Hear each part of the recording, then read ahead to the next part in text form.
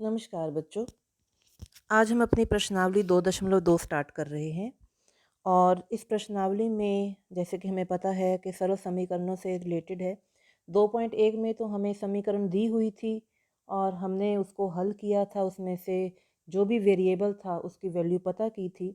लेकिन इस एक्सरसाइज में हमें स्टेटमेंट्स दी हुई हैं, उन स्टेटमेंट्स को पढ़कर हमने समीकरण बनानी है और फिर हमने उन समीकरणों को हल करना है।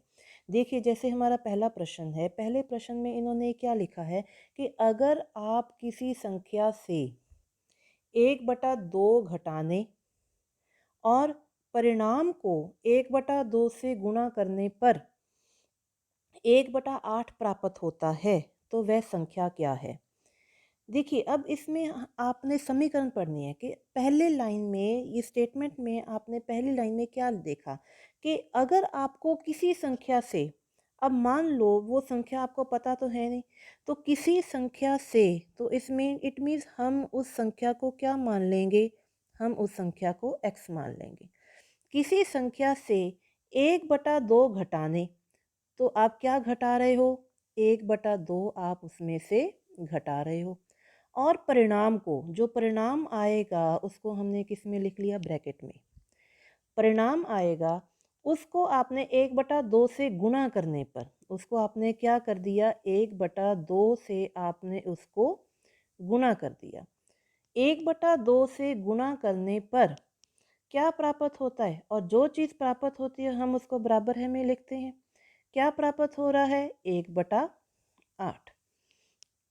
तो स्टेटमेंट को पढ़कर हमने ये समीकरण तैयार कर ली कि किसी संख्या, मान लो कोई संख्या हमारे पास दी हुई है x है, किसी संख्या में से 1/2 घटाने पर, 1/2 हमने घटा दिया, 1/2 घटाने और परिणाम को, और जो परिणाम आएगा x में से 1/2 घटाने पर, उसको 1/2 से गुणा करने पर, उसको क्या करना है, 1/2 से गुणा करनी है। तो 1/2 से गुणा करने पर क्या प्राप्त होगा आपको, 1/8 प्राप्त होगा।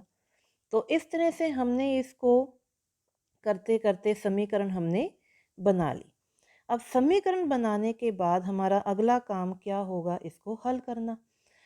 अब यहाँ पे हल करने के लिए देखिए, 1/2 इधर बाहर गुणा में है, जब ये साइड बदल कर जाएगा, 1/2 जब साइड बदलेगा तो दूसरी साइड में जाके क्या बनेगा, 2/1।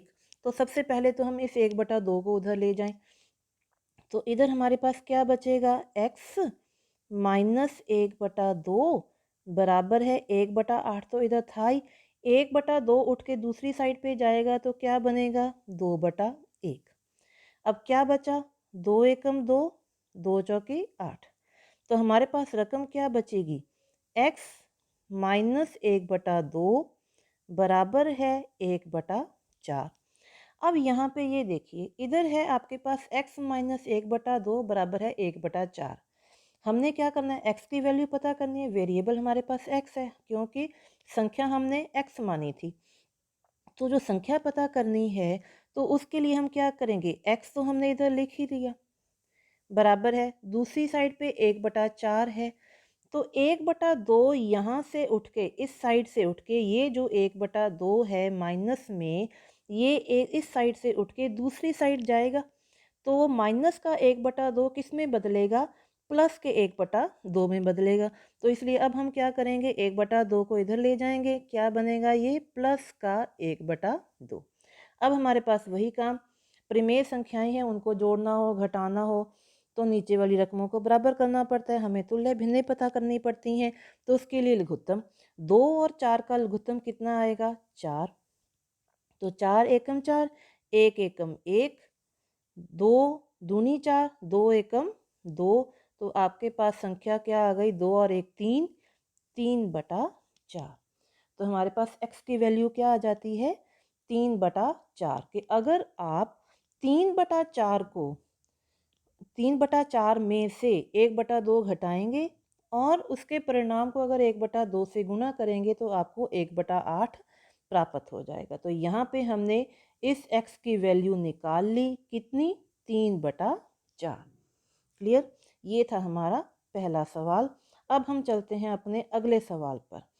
देखिए अगला सवाल हमें क्या कहता है कि एक आयताकार तरणताल की लंबाई उसकी चौड़ाई के दुगने से 2 मीटर अधिक है। एक आयताकार तरणताल, तरणताल हम किस कहते हैं, स्विमिंग पूल को। तो एक आयताकार तरणताल है, उसकी लंबाई का कंपैरिजन आपको किससे दिया हुआ है, चौड़ाई से। तो इसलिए हम यहाँ पे क्या करेंगे, सबसे पहले चौड़ाई को मानेंगे कि मान लो चौड़ाई की वैल्यू हम देख लेते हैं कि मानो तरणताल की चौड़ाई x है। अब उसके बाद क्या दिया हुआ है कि लंबाई उसकी चौड़ाई के दुगने से 2 मीटर अधिक है। तो चौड़ाई हमने x मानी, तो चौड़ाई के दुगने से 2 मीटर अधिक, तो लंबाई फिर क्या बनी आपके पास, पहले तो चौड़ाई का दुगना कर दिया, 2x कर दिया, और उसमें 2 मीटर जोड़ दिया। तो ये क्या बनेगा, चौड़ाई के दुगने से 2 मीटर अधिक है। तो इस हिसाब से अगर हम चौड़ाई को x मानते हैं तो लंबाई क्या बनेगी, 2x+2। ठीक। अब उसके बाद इन्होंने दिया है कि यदि इसका परिमाप 154 मीटर है, तो पहले तो परिमाप की वैल्यू देखें कि परिमाप क्या है। तो तरणताल का परिमाप कितना आएगा, 154 मीटर। अब एक साइड पे जहाँ पे हमें ये भी पता है कि परिमाप 154 सेंटीमीटर है, लेकिन परिमाप का सूत्र भी तो हमें पता है, तो हम सूत्र के साथ लगाते हुए इस वैल्यू को कंपेयर करेंगे। तो परिमाप का सूत्र क्या होता है, 2 गुना लंबाई जमा चौड़ाई। इसको तो हमने लिख लिया एक साइड पे, और दूसरी तरफ उसका मान कितना दिया हुआ है हमें, 154 सेंटीमीटर। तो दूसरी तरफ हमारा 154 सेंटीमीटर आ जाएगा। अब हमारा अगला काम क्या है कि जो हमने वैल्यूज मानी थी वो लंबाई की जगह पे लिख देंगे, चौड़ाई की चौड़ाई की जगह पे लिख देंगे। तो हमारे पास रकम क्या बनेगी, 2 गुना लंबाई की जगह पे हमने क्या लिख दिया, 2x+2, और चौड़ाई की जगह पे हमने क्या लिख दिया, अकेला x। तो किसके बराबर है ये, 154 के बराबर है ये। अब इसके बाद हमने क्या करना है, ब्रैकेट को खोलना है। पहले उससे पहले हम क्या करेंगे, दो को, ये 2x+x कितना बनेगा, 3x+2 आ गई पीछे हमारे पास रकम। तो ये किसके बराबर है हमारे पास, 154 के बराबर है। अब हमारे पास आगे क्या आता है, हमने ब्रैकेट को खोला तो ये क्या बना, 2×3 = 6x + 2×2 = 4, किसके बराबर, वही 154 के बराबर हमारा चल ही रहा है। अब ये 4 जो इधर प्लस का है, जब साइड बदलेगा तो माइनस का हो जाएगा। तो 6x किसके बराबर आ जाएगा, 6x बराबर है 154 माइनस में 4 कर देंगे। तो क्या वैल्यू हमारे पास बन जाएगी, 150 हमारे पास वैल्यू बन जाएगी। अब यहाँ पे 6x किसके बराबर आ गया, 150 के बराबर आ गया। तो जो x की वैल्यू होगी वो हमारे पास क्या बनेगी, जो x बनेगा वो क्या बनेगा, 6 उठ के इधर इधर गुणा का है, जब साइड बदलेगा तो क्या बनेगा, भाग में आ जाएगा। तो 150 को आप क्या करोगे, 6 से भाग दे दोगे, तो हमारे पास उत्तर कितना बचता है, हमारे पास 25 सेंटीमीटर। तो x की वैल्यू थी 25 सेंटीमीटर। तो ये x हमने किसको माना था, चौड़ाई को माना था। चौड़ाई को हमने कितना माना था, x, तो वो हमारे पास कितनी आ गई, 25 सेंटीमीटर। अब उसके बाद देखिए लंबाई, लंबाई को हमने कितना माना था, 2x+2 माना। कैसे, क्योंकि हमारे पास स्टेटमेंट दी हुई थी कि जो लंबाई है वो चौड़ाई के दुगने से 2 सेंटीमीटर अधिक है। तो लंबाई का सूत्र हमारे पास क्या बनेगा, 25 × 2 = 2। तो ये हमारे पास क्या आएगा, 50+2, तो कितना आ जाएगा, 52 सेंटीमीटर। तो आयताकार तरणताल की चौड़ाई हमने पता कर ली 25 सेंटीमीटर और लंबाई हमने निकाल ली 52 सेंटीमीटर। अब हमारा अगला प्रश्न देखिए, अगले प्रश्न में हमारे पास क्या है कि दो संख्याओं का योग 95 है। कोई भी दो संख्याएं हैं, उनका योग कितना है, 95 है। लेकिन वो दो संख्याओं में रिलेशन क्या है, पहले वो देखें। यदि एक संख्या दूसरी से 15 अधिक है, यदि एक संख्या दूसरी से 15 अधिक है, तो पहले तो हम एक संख्या माने कि जो एक संख्या है वो तो x हो गई, दूसरी संख्या क्या हो गई, x+15 हो गई। अब ये दो संख्याएं तो हमने पता कर ली। दोनों संख्याओं को अगर हम जोड़ते हैं तो हमारे पास कितना आता है, 95। तो प्रश्न के अनुसार हमारे पास क्या आता है कि अगर हम इन दोनों संख्याओं को जोड़ते हैं, एक संख्या x है, दूसरी संख्या x+15 है। क्यों, क्योंकि दूसरी संख्या पहली संख्या से 15 अधिक है। तो इन दोनों को जोड़ने पर हमें कितना आता है 95। अब x और x जुड़ जाएंगे, 2x प्लस 15 बराबर है 95 आ जाएगा हमारे पास। तो अब यहाँ पे वेरिएबल वाली रकमों को एक साइड पे, बिना वेरिएबल वाली रकमों को दूसरी साइड पे। अब 15 इधर प्लस का है, जब साइड बदलेगा तो कितने का हो जाएगा, माइनस में हो जाएगा। तो यहाँ पे हम 95 में से 15 को माइनस कर देंगे, तो हमारे पास कितना बचेगा 80, किसके बराबर, 2x के बराबर। अब x की वैल्यू देख लेते हैं, तो x की वैल्यू क्या आ जाएगी, 2 इधर गुणा का है, साइड बदलेगा, भाग का बनेगा, तो हमारे पास वैल्यू कितनी आ गई 40। ठीक है, तो इस मीन्स पहली संख्या तो हमारे पास क्या आ जाएगी 40। दूसरी संख्या क्या थी, x से पहले वाली संख्या से 15 अधिक थी ना, तो हम 40 में 15 जोड़ देंगे तो कितनी आ जाएगी 55 आ जाएगी। अब यहाँ पे प्रूफ भी आप देख सकते हो, 40 और 55 दोनों को जोड़ेंगे तो हमारे पास क्या आ जाएगा 95 आ गया। तो यहाँ पे हमने ना सिर्फ संख्याएं पता की, बल्कि हमने उसको प्रूफ भी करके दिखा दिया कि हाँ ये जो सवाल है, जो रकमें हमने पता की हैं वो हमारी बिल्कुल सही हैं। अब हम चलते हैं अपने अगले सवाल पर।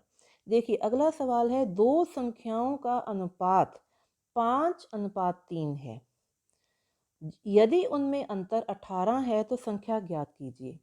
देखिए जब भी अनुपात वाला सवाल आता है तो बहुत आसान हो जाता है, क्योंकि अनुपात में हमने रकमें देखने के लिए बहुत ज़्यादा मशक्क़त नहीं करनी पड़ती। यहाँ पे दो संख्याओं का अनुपात दिया हुआ है 5:3, तो पहली संख्या तो हमारी ऑब्वियसली 5x बन जाएगी और दूसरी संख्या हमारी 3x बन जाएगी।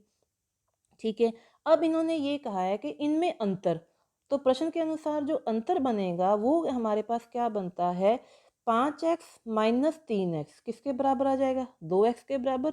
और 2x क्या है, 18 के बराबर है। तो प्रश्न के अनुसार जो 2x है वो हमारे पास किसके बराबर आ गया, 18 के बराबर। अब x की वैल्यू हमने पता करनी है, तो 2 उधर गुणा में है, साइड बदलेगा तो किस में हो जाएगा, भाग में हो जाएगा। तो x की वैल्यू क्या आ जाएगी, 18 भाग 2 बराबर है 9। तो पहली संख्या हमारे, अब x की वैल्यू पता की है हमने, संख्याएं नहीं पता की। यहाँ पे इतना ध्यान रखना है कि यहाँ पे हमने x की वैल्यू पता की है, संख्याएं नहीं है हमारे पास ये। तो पहली संख्या उसी हिसाब से अगर मैं उसमें करती हूँ, उसकी वैल्यू पुट करती हूँ, तो 5x थी, तो 5 को मैं किससे गुना कर दूंगी, 9 से, तो 9 पाँजे 45 आ गया। दूसरी संख्या के लिए है 3x, तो 3 को मैं 9 से गुना कर दूंगी, क्योंकि x की वैल्यू हमारे पास कितनी आई है, 9 आई है, तो 9 तिया 27 आ गया। अब आप 45 में से 27 घटाकर भी देख सकते हैं, तो हमारे पास उत्तर कितना आता है, 18 ही आता है जब हम 45 में से 27 घटाएंगे। तो सवाल में जो हमें हमें रकम दी हुई थी उसके अनुसार जो हमने हल किया है, हमने प्रूव भी कर दिया कि ये हमारा सही है। अब इसके बाद हमारा अगला प्रश्न, अगला प्रश्न क्या कहता है कि 3 लगातार पूर्णांकों का योग 51 है, तो पूर्णांक ज्ञात कीजिए। 3 लगातार, लगातार मतलब जैसे अगर मैं 4 से शुरू करती हूँ तो लगातार वाली रकमें क्या बनेगी, 4 5 6, 3 लगातार हो गई।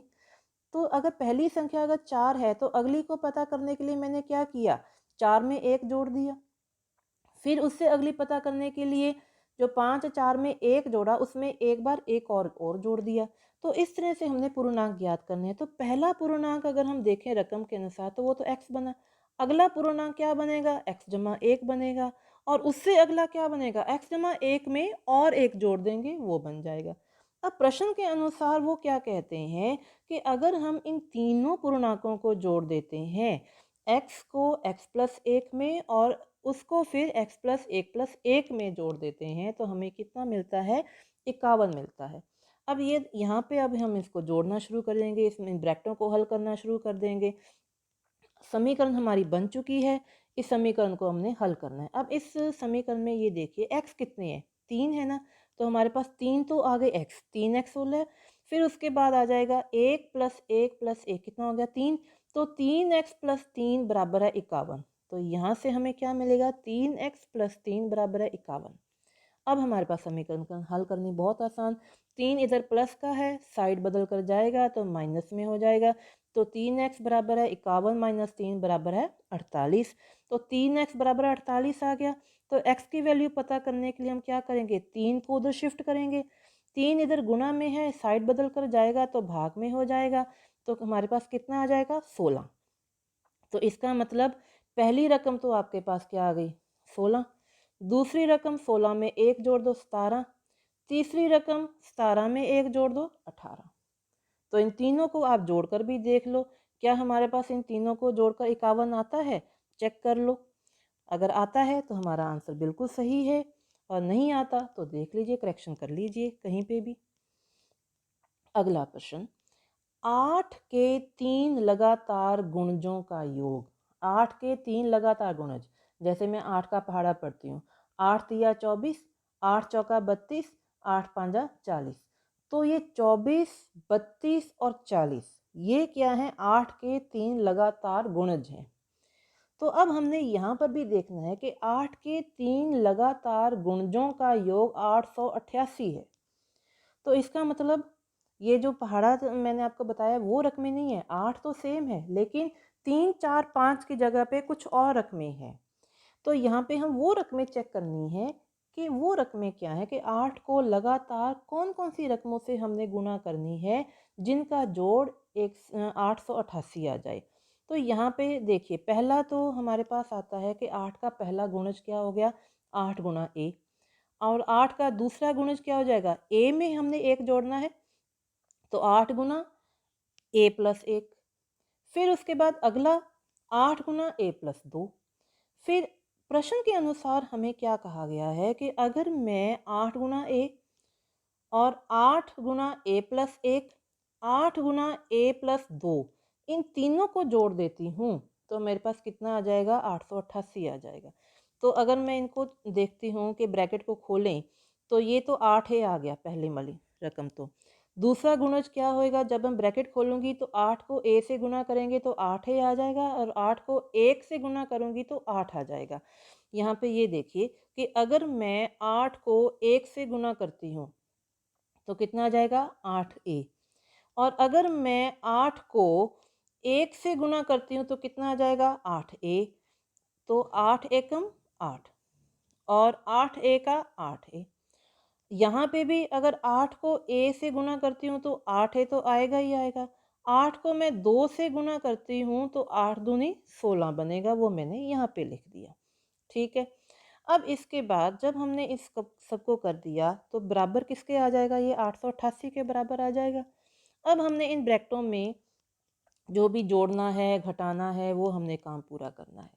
8a plus 8a plus 8a कितना आएगा, 24a। और इधर से 8 प्लस 16 इनको जोड़ेंगे तो कितना आ जाएगा, 24। तो हमारे पास रकम क्या बनी, 24a प्लस 24 बराबर है 888। तो हमारे पास अगला स्टेटमेंट क्या आएगा, 24a प्लस 24 बराबर है 888। अब यहाँ पे 24 इधर प्लस का है, साइड बदल कर जाएगा, माइनस का हो जाएगा। तो रकम क्या बनेगी, 24a बराबर है 888 माइनस 24। 888 में से 24 घटा देंगे तो हमारे पास कितना बच जाता है, 864। अब ये किसके बराबर है, 24a बराबर है 864 है, तो a की वैल्यू हमने पता करनी है। 24 इधर गुणा का है, जो साइड बदलेगा तो भाग का बन जाएगा। तो यहाँ पे a की वैल्यू क्या आ जाएगी, 824 भाग 24 बराबर है 36। तो a की वैल्यू कितनी आ गई, 36। तो अब हम रकमें देखते हैं कि कौन कौन सी गुणज हैं। देखिए पहला क्या था, 36 को 8 से गुना कर दें, 288 आ गया। फिर 8 को किससे गुना करनी है, 36 में 1 जोड़ेंगे क्योंकि a की वैल्यू आई है ना 36। तो पहले तो ये देखिए 8a प्लस 8 बनेगा। फिर उसके बाद हमने इसमें 8 को गुना a मीन्स 36 प्लस किया 8, तो कितना आ जाएगा, 296। फिर उसके बाद अगले में अगर ब्रैकेट खोलते हैं तो 8 है प्लस 16 है, तो पहले तो 8 है प्लस 16, अब a की जगह पे a की वैल्यू लिख दो, 8 गुना 36 प्लस 16, 8 गुना 36 प्लस 16, तो ये हमारे पास कितना आ जाएगा, 304। और अगर हम इन तीनों रकमों को आपस में जोड़ते हैं तो हमारे पास इनका जो जोड़ है वो भी कितना आ जाता है, 888 आता है। तो इसका मतलब जो हमने आंसर पता किया है वो हमारा बिल्कुल सही है। अब हम चलते हैं अगले पे। ये देखिए, 3 लगातार पूर्णांकों बढ़ते क्रम में लेकर उन्हें क्रमश 2, 3 तथा 4 से गुणा कर योग करने पर योग फल 74 प्राप्त होता है। तीनों पूर्णांक ज्ञात कीजिए। अब 3 लगातार पूर्णांक हैं। पहले तो 3 लगातार पूर्णांक देखिए। पहला पूर्णांक कितना है x, अगला पूर्णांक x प्लस 1, उससे अगला पूर्णांक x प्लस 1 प्लस 1। तो ये तो 3 लगातार पूर्णांक थे। अब इसमें इन्होंने ये कहा है कि पहले पूर्णांक को किससे गुणा करनी है, 2 से, दूसरे पूर्णांक को किससे गुणा करनी है, 3 से, और तीसरे पूर्णांक को किससे गुणा करनी है, 4 से। और इन सभी को गुणा करने पर अगर हम उनको जोड़ेंगे, उनके रिजल्ट को जोड़ेंगे तो हमें कितना मिलेगा, 74 मिलेगा। तो इसका मतलब प्रश्न के अनुसार हमारे पास क्या है कि पहले पूर्णांक को 2 से, दूसरे पूर्णांक को 3 से और तीसरे पूर्णांक को 4 से गुणा करने पर जो उनको रकमों को जोड़ेंगे तब हमें कितना मिलेगा, 74 मिलेगा। तो पहले तो ब्रैकेट को हल कर ले। तो ब्रैकेटों को हल करने पर क्या आ जाएगा, पहले तो आ जाएगा ये 2x, फिर उसके बाद 3 को x से गुणा किया 3x, 3 को 1 से गुणा किया 3, फिर 4 को x से गुणा किया 4, 4 को 1 से गुणा किया 4, 4 को 1 से वापस गुणा किया तो 4। तो ये हमारे पास ब्रैकेट खुल गई, बराबर है किसके है, 74 के। अब हमने एक्स एक्स वाली रकमों को जोड़ना है। तो एक्स वाली रकमें कौन सी हैं हमारे पास, एक तो हमारे पास है 2x, फिर उसमें है 3x, 2 और 3 5, 5 और 4 9, तो एक तो 9x आ गया। फिर उसके बाद हमने इनको जोड़ना है दूसरी रकमों को, 3 प्लस 4 कितना होएगा, 7, 7 प्लस 4 कितना होएगा, 11। तो हमारे पास ये जो बनेगी रकमें 9x प्लस 11 बराबर है 74। तो अगला स्टेप हमारे पास क्या आ जाएगा, 9x प्लस 11 बराबर है 74। अब हमारे पास वही काम है, बहुत आसान हो गया। 11 इधर प्लस का है, साइड बदल कर जाएगा, माइनस का हो जाएगा। तो 74 में से 11 घटा देंगे तो हमारे पास कितना आ जाएगा, 63।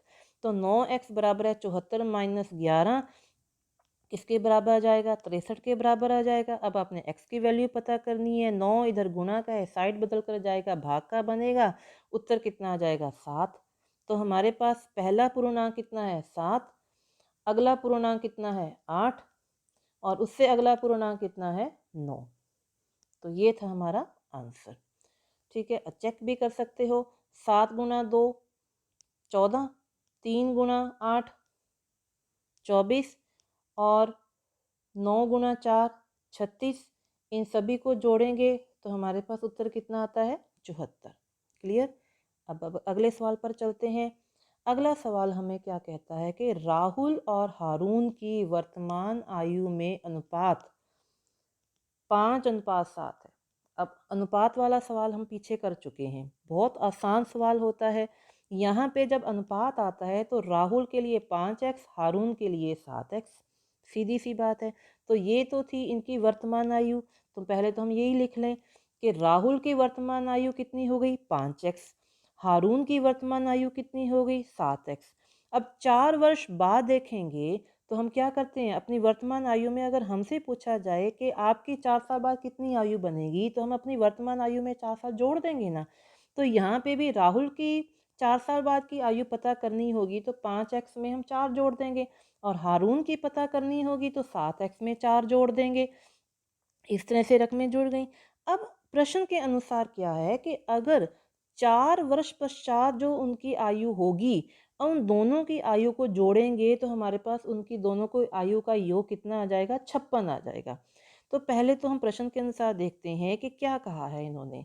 इन्होंने कहा है कि अगर 5x प्लस 4, जो 4 वर्ष बाद राहुल की आयु आनी थी, और 4 वर्ष बाद हारून की जो आयु आनी थी 7x प्लस 4, इन दोनों को जोड़ेंगे तो हमारे पास 56 आ जाएगा। अब हमने अगला काम क्या है कि वेरिएबल वाली रकमों को इकट्ठा जोड़ दें, बिना वेरिएबल वाली रकमों को इकट्ठा जोड़ दें। तो 7x और 5x कितना बनेगा, 12x, और 4 और 4 कितना बनेगा, 8। तो 12x जमा 8 आ गया बराबर है 56।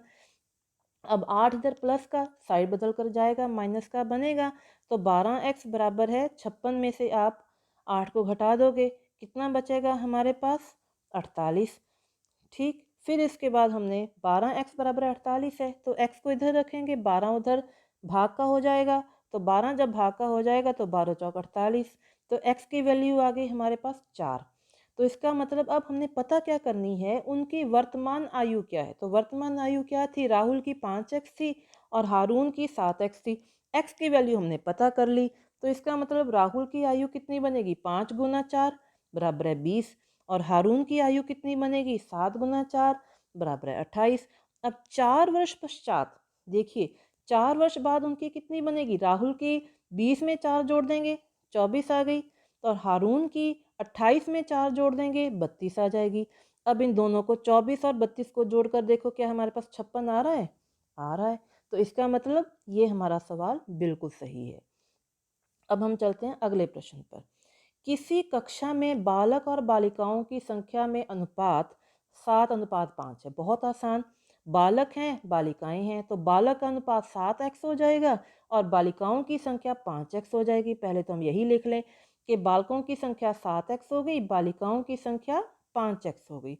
और यदि बालकों की संख्या बालिकाओं की संख्या से 8 अधिक है, अगर बालकों की संख्या बालिकाओं की संख्या से 8 अधिक है, तो इसका मतलब अगर मैं 7x में से 5x घटा दूंगी तो हमें 8 मिल जाएगा। तो कक्षा में कुल कितने विद्यार्थी हैं ये हमने पता करना है। देखिए प्रश्न के अनुसार क्या आ जाता है कि 7x में से 5x घटा देंगे तो हमें कितना मिलेगा, 8x।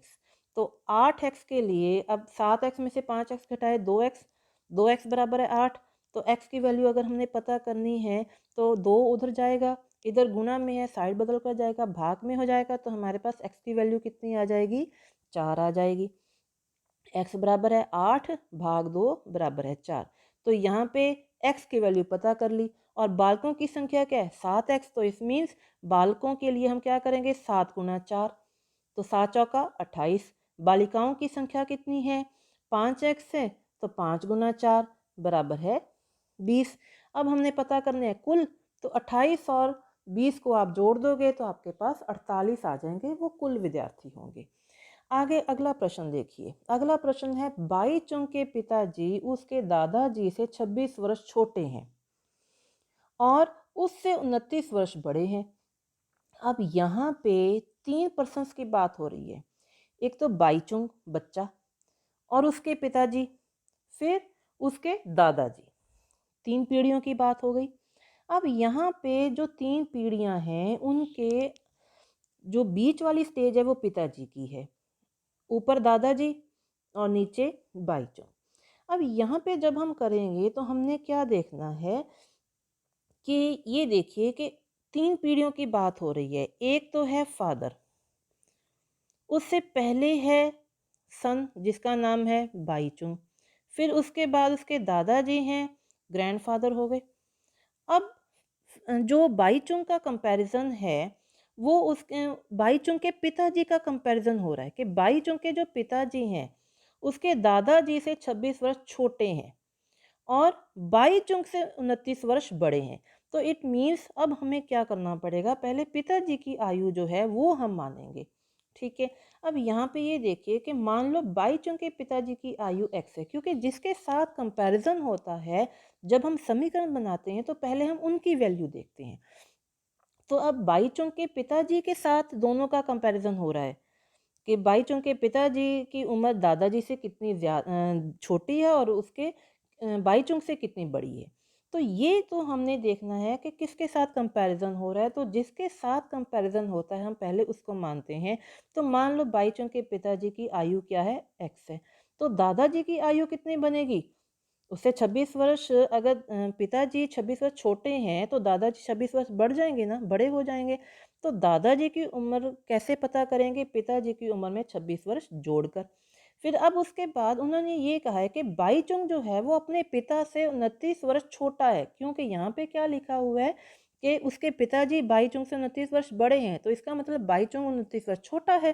तो यहाँ पे छोटे के लिए हम क्या करेंगे, पिताजी की उम्र में से 29 वर्ष घटा देंगे, तो बाईचुंग की जो उम्र आएगी वो क्या आ जाएगी, पिता की उम्र से 29 वर्ष छोटा है, मीन्स घटा दिया है। अब अगला लाइन हमें रकम में क्या लिखी है, यदि उन तीनों की आयु का योग 135 वर्ष है, तो प्रश्न के अनुसार क्या हो गया, तीनों की आयु को जोड़ लो, x plus x plus 26 plus x minus 29, तीनों को जोड़ेंगे तो हमें कितना मिलना चाहिए, 35 वर्ष मिलना, 135 वर्ष मिलना चाहिए। तीनों की आयु जोड़ ली, एक्स भी जोड़ ली, x प्लस 26 भी जोड़ ली और x माइनस 29 भी जोड़ ली। तो तीनों को जोड़ने पर हमें कितना मिला? 135 मिला। अब रकमों को एक तरफ जोड़ लेंगे, बिना दूसरी x वाली रकमें हैं उनको साइड एक तरफ जोड़ेंगे। तो x प्लस x कितना बनेगा? 3x बनेगा। तो यहाँ से तो 3x आ गया। फिर उसके बाद 26 में से 29 घटाते हैं तो क्या बनेगा? माइनस में रकम प्लस एक, माइनस में 29 है, प्लस में 26 है, तो क्या बनेगा? माइनस का 3। तो यहाँ पे 3x माइनस 3 बराबर है 135 आ जाएगा। अब हमने क्या करना है? बिना वेरिएबल वाली रकमों को दूसरी साइड ले जाएं और वेरिएबल वाली रकमों को एक साइड पे रखें। तो 3x बराबर है 135, माइनस में 3 उठ के जाएगा तो क्या बनेगा? प्लस में 3 बन जाएगा। तो 135 प्लस 3 कितना हो जाएगा? 138। तो 3x बराबर है 138 आ जाएगा। अब यहाँ पे हमने x की वैल्यू पता करनी है। 138 को भाग किया 3 से तो कितना आ जाएगा हमारे पास? x की वैल्यू 46 आ गई। अब इसका मतलब ये हुआ कि बाईचों के पिताजी की जो उम्र है वो तो कितनी है? 46। अब बाईचों के दादाजी की उम्र कितनी है? देखिए, बाईचों के दादाजी की उम्र हमने क्या मानी थी? x प्लस 26 मानी थी ना। तो x क्या आएगा? 46 प्लस उसमें हम क्या कर देंगे? 26। तो कितना आ जाएगा? 72 वर्ष। तो दादाजी की आयु कितनी आ गई? 46 प्लस 26 बराबर है 72 वर्ष। अब बाईचों की जो उम्र है वो कितनी है? x minus 29। तो इसका मतलब 46 में से हम 29 घटा देंगे तो बाईचों की आयु कितनी बनेगी? 46 माइनस 29 बराबर है 15 वर्ष। अब अगर आप तीनों को जोड़ भी लोगे 46 प्लस 72 प्लस 15 तो हमारे पास उत्तर 135 ही आएगा। तो अब हम आगे आते हैं। अगला प्रश्न है हमारा, 15 वर्ष बाद रवि की आयु उसके वर्तमान आयु से 4 गुनी हो जाएगी। तो कंपैरिजन किसके साथ हुआ है? उसकी वर्तमान आयु से। तो हम रवि की पहले वर्तमान आयु मान लेते हैं। कितनी है? x है। 15 वर्ष बाद उसकी आयु कितनी हो जाएगी? x plus 15। अब प्रश्न के अनुसार क्या कहते हैं? वो ये कहते हैं कि 15 वर्ष बाद जो उसकी आयु बनेगी वो उसके वर्तमान आयु की 4 गुना हो जाएगी। तो स्टेटमेंट हमारी क्या बनेगी? x प्लस 15 बराबर है 4 गुना x। तो अब हमारे पास रकम क्या आ जाएगी? हमने ये स्टेटमेंट हमारे पास आ गई, समीकरण हमारी बन गई। अब वेरिएबल वाली रकमों को एक साइड पे, बिना वेरिएबल वाली रकमों को दूसरी साइड पे। तो x हम उठा के दूसरी साइड ले जाते हैं तो 15 तो इधर बच जाएगा। 4x में से x घटा देंगे तो कितना बचेगा हमारे पास? 15 बराबर है 3x आ जाएगा। अब वेरिएबल की वैल्यू पता करनी है, x की वैल्यू पता करनी है तो 3 उठ के जाएगा। 3 इस साइड पे गुना है, साइड जब बदलेगा तो भाग में बन जाएगा। तो 15 भाग 3 आ जाएगा तो x की वैल्यू कितनी आ जाएगी? 5 वर्ष। तो इसका मतलब ये हुआ कि रवि की वर्तमान आयु तो 5 वर्ष है और 15 वर्ष बाद उसकी आयु कितनी हो जाएगी? 5 में आप 15 जोड़ दोगे 20 वर्ष हो जाएगी। अब आपके पास अगला सवाल क्या आता है? एक परिमेय संख्या को, देखिए कोई भी परिमेय संख्या है, स्टेटमेंट पढ़ते पढ़ते ही हम समीकरण बना लेते हैं। देखिए, एक परिमेय संख्या को, मान लो वो परिमेय संख्या क्या है? x है। 5/2 से गुणा कर, गुणा किससे करनी है? हमने उसको 5/2 से हमने उसको गुणा करनी है। और 5/2 से गुणा कर 2/3 जोड़ने पर, अब उसमें जोड़ना क्या है? 2/3। 2/3 जोड़ने पर हमें प्राप्त क्या होता है?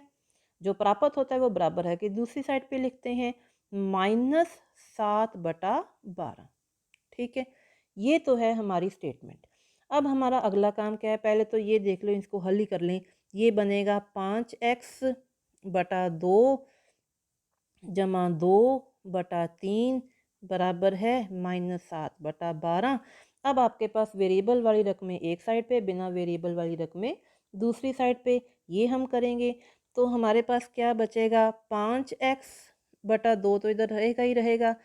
साइड में दूसरी तरफ हमारे पास क्या आ जाता है? माइनस का 7/12 और ये प्लस का 2/3 जो है साइड बदल कर जाएगा, माइनस का 2/3 बनेगा। ठीक है, फिर इसके बाद हमारे पास क्या आ जाता है? 2/3।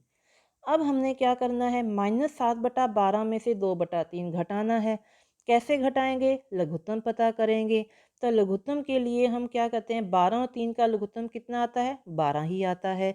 तो यहाँ पे हम पहले तो इसको मैं ऊपर वाली लाइन रब कर रही हूँ, तो इसको रब करने के बाद हम आगे करते हैं।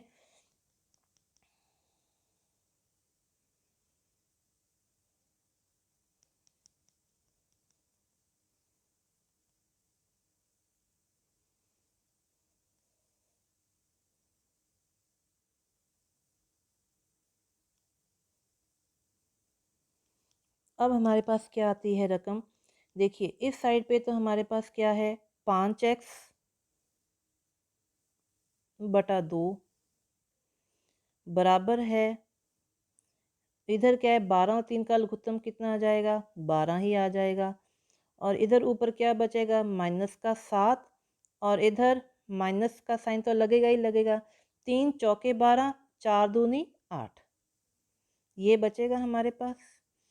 अब हमने इसको हल करना है, आगे चलें तो ये आएगा 5x बटा 2 बराबर है माइनस का 7 और माइनस का 8, कितना बनेगा, माइनस का 15, माइनस का 15 बटा 12। अब हमने पता करनी है x की वैल्यू, तो x की वैल्यू के लिए माइनस का 15 बटा 12 तो इधर ही है, माइनस का 15 बटा 12, और जो 5 बटा 2 है साइड बदल कर जाएगा तो क्या बनेगा, 2 बटा 5, 2 बटा 5 से गुना हो जाएगी। अब यहाँ पे हमने ऊपर नीचे वाली रकमों को काटना है, 2 एकम 2, 2 छीके 12, अब 5 एकम 5, 5 तिये 15, अब 3 और 6 ये भी एक पहाड़े में जाते हैं, तो 3 एकम 3, 3 दूनी 6, तो x की वैल्यू हमारे पास कितनी बनती है, माइनस का 1 बटा 2। तो x का मान हमारे पास कितना आ जाएगा, माइनस का 1 बटा 2। ठीक, अब हम चलते हैं अगले सवाल पर। अगला सवाल हमारे पास क्या आता है कि लक्ष्मी एक बैंक में खजांची है, लक्ष्मी नाम की एक लड़की है, बैंक में वो खजांची है, उसके पास जो कुछ रुपए हैं वो क्या है, 100 रुपये के रूप में उसके पास कुछ रुपए हैं, 50 रुपये के नोट हैं और 10 रुपये के नोट हैं, कुछ रकम है उसके पास। और वो रकम कौन कौन से नोट मिलकर पूरी कर रहे हैं, कुछ नोट उसके पास 100 रुपये के हैं, कुछ 50 रुपये के हैं और कुछ 10 रुपये के हैं। देखिए कुछ नोट उसके पास 100 रुपये वाले, कुछ 50 रुपये वाले और कुछ 10 रुपये वाले। अब हमें इन्होंने क्या दिया है, अगली लाइन में क्या लिखा है, उनकी संख्याओं में क्रमश 2 अनुपात 3 अनुपात 5 का अनुपात। तो अनुपात पहले हम देख लें कि 100 के लिए तो 2x हो गया, 50 के लिए 3x हो गया और 10 के लिए 5x हो गया। ठीक है, अब ये कहते हैं कि अगर इन सभी नोटों को देखें कि जो अनुपात के अनुसार जो नोट हैं अगर हम उनको देखते हैं तो रकम हमारे पास टोटल कितनी बनती है, 4 लाख रुपए बनती है। तो यहाँ पे हमारे पास क्या आ जाता है कि 100 को 2 से गुना कर, 2x से गुना करें, और 50 को 3x से गुना करें और 10 को 5x से गुना करें, यही बनेगा ना। पहले हम क्या करेंगे, 100 को तो 2x से गुना करेंगे, यही सेट बन रहे हैं, 50 को 3x से गुना करेंगे और 10 को 5x से गुना करेंगे। अब इन तीनों को आपस में गुना करेंगे और जोड़ेंगे, कुल पता करेंगे, जोड़ने के बाद तो हमारे पास कितना आता है, 4 लाख रुपए बनते हैं। तो प्रश्न के अनुसार अगर हम देखें तो 100 गुना 2x प्लस 50 गुना 3x प्लस 10 गुना 5x कितना बनेगा, 4 लाख। 100 को 2x से गुना करेंगे 200x, 50 को 3 से गुना करेंगे 150x, 10 को 5x से गुना करेंगे तो 50x। तो पहले तो ब्रैकेटों को हल कर लें, 4 लाख आ गया। अब 200 प्लस 150 प्लस 50 कितना बनेगा हमारे पास, 400x बन जाएगा। तो 400x बराबर है 4 लाख हो गया। अब हमने x की वैल्यू पता करनी है, 400 इधर गुना में है, साइड बदल कर जाएगा, भाग में हो जाएगा, तो हमारे पास कितना आ जाएगा, x की वैल्यू 1000। तो x की वैल्यू 1000 आ गई। अब हमने ये देखना है कि 100 रुपये वाले कितने नोट थे, तो 100 रुपये के लिए रेशो कितनी है, 2 गुना x है ना, तो हमारे पास कितना आ जाएगा, 2 गुना 1000 2000। 50 का कितना था, 3x था, तो कितना बनेगा 3 गुना 1000, 3000। 5 के कितने थे, 5x हो गए 10 के नोट, 5 गुना 1000 5000। तो इसका मतलब 100 रुपये के उसके पास कितने नोट थे, 2000। 50 रुपये के उसके पास कितने नोट थे, 3000। और 10 रुपये के उसके पास कितने नोट थे, 5000। और इन सभी को अगर हम जोड़ते हैं तो उसके पास कुल रकम कितनी बनती है, 4 लाख रुपए। ठीक, अब हम चलते हैं अपने अगले सवाल पर। मेरे पास 300 रुपये के 300 रुपये हैं टोटल, 300 रुपये मूल्य है।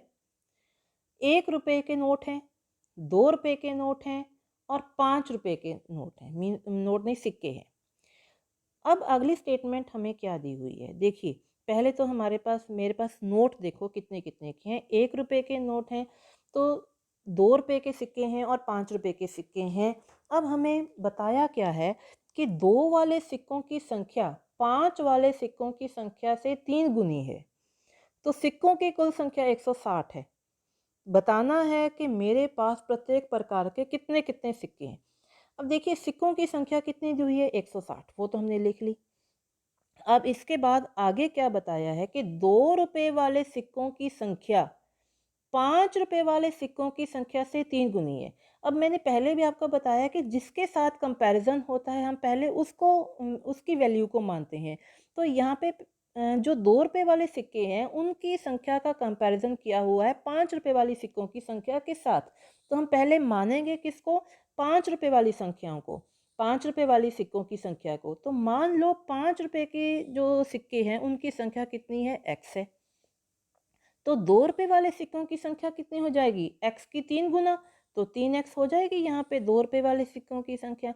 अब यहाँ पे हमने ये देखना है कि 1 रुपये के सिक्कों की संख्या हमें नहीं बताई, लेकिन 5 रुपये और 2 रुपये के सिक्कों को जोड़कर उनको 160 में से घटा देंगे तो वो मेरे पास कितनी आ जाएगी, 1 रुपये वाले सिक्के बन जाएंगे ना वो, क्योंकि टोटल सिक्के मेरे पास 160, उनमें से कुछ 2 रुपये वाले वो मैंने अलग कर दिए, 5 रुपये वाले वो अलग कर दिए, और पीछे भी जो बचते हुए होंगे वही तो 1 रुपये वाले सिक्के बचेंगे, उनकी संख्या मैं पता कर सकती हूँ। कैसे पता कर सकती हूँ, 160 में से 2 रुपये वाले सिक्के और 5 रुपये वाले सिक्कों की संख्या घटा दूंगी। तो यहाँ पे मैंने यही काम करना है कि 1 रुपये वाले सिक्कों की संख्या मैंने क्या की, 160 में घटाई। किसको घटाया, 5 रुपये वाले सिक्के और 2 रुपये वाले सिक्कों की संख्या को जोड़कर उसको घटा दिया। तो क्या बनेगा, x और 3x को जोड़ दूंगी तो मेरे पास क्या आ जाएगी स्टेटमेंट, 160 में से 4x को घटा दूंगी। तो ये हमारे पास कितने आ जाएगी। अब वो तो है 1 रुपये के सिक्के, अब 1 रुपये के सिक्के प्लस 2 रुपये वाले सिक्के भी हैं। तो 2 रुपये वाले सिक्कों का मैं किसके साथ गुना करूँगी, 3x से, 3x गुना 2। फिर 5 रुपये वाले सिक्के भी हैं, उनकी संख्या कितनी है, x, तो 5 गुना x। इन तीनों को जोड़ूंगी तो मेरे पास कितना आ जाता है, 160 आ जाता है। सॉरी, ये मेरे पास रकम कितनी बनती है, 300 रुपये बनती है। तो यहाँ पे मैं वैल्यू किसकी लिखूंगी, 300 की। अब अगला काम क्या है, पहले तो ब्रैकेट को खोलेंगे। 160 माइनस 4 अंदर है, बाहर 1 से गुना हो रही है, तो 1 से गुना होने पर जो ब्रैकेट जो है वो एज इट इज ही खुल जाएगी, क्योंकि 1 से गुना करेंगे 160 है कम 160 ही आएगा, 4x से कम 4x ही आएगा। तो ये तो आ जाएगा 160 माइनस 4x, और 2 तिया 6 प्लस का 6x, और 5 को x से गुना करेंगे 5x, तो ये हमारे पास बन जाएगा। टोटल अमाउंट कितनी है, वही 300 रुपये। अब यहाँ पे 160 ये तो रकम हो गई, और पीछे क्या है, माइनस का 4x प्लस का 6x और प्लस का ही 5x। जो 5x और 6x हैं ये तो प्लस के हैं, कितने हो जाएंगे, 11x। 11x में से आप 4x घटा दोगे, क्योंकि 4x क्या है, माइनस में है। तो 160 में से जब 11x में से 4x घटा देंगे तो मेरे पास क्या बचेगा, 7x बच जाएगा, बराबर किसके, 300 के। तो अब मेरा अगला काम क्या है, वेरिएबल वाली रकम को एक साइड पे रखना, बिना वेरिएबल वाली रकमों को दूसरी साइड पर लेकर जाना। तो 7x बराबर है क्या, कितना आ जाएगा, 300 में से 160 घटा देंगे तो क्या बचेगा, 7x बराबर है 140। तो x बराबर है कितना आ जाएगा, 7 इधर गुणा का साइड बदलेगा, भाग का बन जाएगा। तो x की वैल्यू कितनी आ गई मेरे पास, 20। तो 5 रुपये के सिक्के कितने बन जाएंगे, 20। 2 रुपये के सिक्के कितने बन जाएंगे, 3 गुना 20, तो कितना आ जाएगा मेरे पास, 60। अब 1 रुपये के सिक्के कितने हैं? 160 में से दोनों की संख्या को घटा दोगे तो 160 माइनस 4x, तो 160 माइनस कितना हो जाएगा 80, क्योंकि 20 4x का मतलब कितना हुआ 4 गुना 20, 4 गुना 20 मीन्स 80। तो 160 में से 80 घटाने पर कितना आ जाएगा मेरे पास 80। अब आते हैं हमारा लास्ट प्रश्न है इसमें, एक निबंध प्रतियोगिता में आयोजकों ने तय किया कि प्रत्येक विजेता को 100 रुपये और विजेता को छोड़कर प्रत्येक प्रतिभागी को 25 रुपये के रूप में दिए जाएंगे। यदि पुरस्कारों में बांटी गई राशि 3000 थी तो कुल 63 प्रतिभागियों में विजेताओं की संख्या ज्ञात करो। अब यहाँ पे इस लाइन में से हमें ये तो पता चल गया कि प्रतिभागी कितने हैं।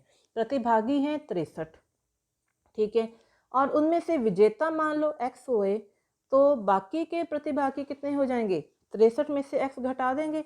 तो पहले तो ये देखो कि पहले कुल प्रतिभागी देखिए कितने हैं 63 हैं। अब आपने क्या करना है, विजेताओं की संख्या मान लेते हैं x, तो बाकी के प्रतिभागी कितने बचेंगे 63 में से x घटा देंगे।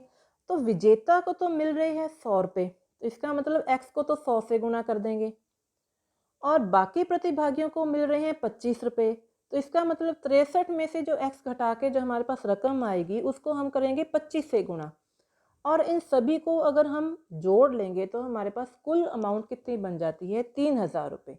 तो हम ये देखते हैं कि विजेता की राशि तो 100 रुपये है और शेष प्रतिभागियों की राशि 25 रुपये है। अब यहाँ पे प्रश्न के अनुसार क्या है कि अगर 100 को अगर x से गुना करें और 25 को 63 माइनस x से गुना करें तो हमारे पास टोटल राशि कितनी आ जाती है 3000 रुपये आ जाती है। अब ब्रैकेट को खोलने का काम, 100 को x से गुना किया 100x आ गया, 25 को 63 से गुना किया 1575 आ जाएगा, और 25 को x से गुना करेंगे 25x आ जाएगा। अब यहाँ पे 100x में से 25x घटा देते हैं, 75x प्लस में 1575 तो है ही है, तो ये हमारे पास आ जाएगा 75x प्लस 1575, तो किसके बराबर है, टोटल अमाउंट हमारी कितनी है 3000 रुपये। अब यहाँ पे 1575 दूसरी साइड पे जाएगा, माइनस में बनेगा, 3000 में से 1575 घटा देंगे तो 75x बराबर है कितना आ जाएगा 3000 में से 1575 घटाते हैं तो हमारे पास अमाउंट कितनी बन जाती है 1425। तो 75x बराबर है 1425। तो अब हमने पता क्या करना है, x की वैल्यू 75 इधर गुणा का है, साइड बदल कर जाएगा तो भाग का बन जाएगा। भाग का बनेगा, अगर हम 1425 को 7 से भाग देते हैं तो हमारे पास उत्तर कितना आता है 19। तो x हमने किसको माना था, विजेताओं की जो संख्या, जो विजेता प्रतिभागी है उनकी संख्या को हमने x माना। तो इसका मतलब ये हुआ कि विजेता तो हमारे पास कितने आ जाते हैं 19 आ जाते हैं, ठीक है। और जो शेष प्रतिभागी हैं वो हमारे पास कितने आ जाते हैं 63 में से 19 घटा देंगे तो ये आके अब आपके पास 44। ठीक, ये था हमारा इस प्रश्नावली का लास्ट प्रश्न। आपने इस वीडियो को बार बार देखकर इनके प्रश्नों को हल करने की कोशिश करनी है, समझने की कोशिश करनी है। अगर फिर भी समझ में नहीं आता है आप वहाँ पे मुझे पूछ सकते हैं। Thank you.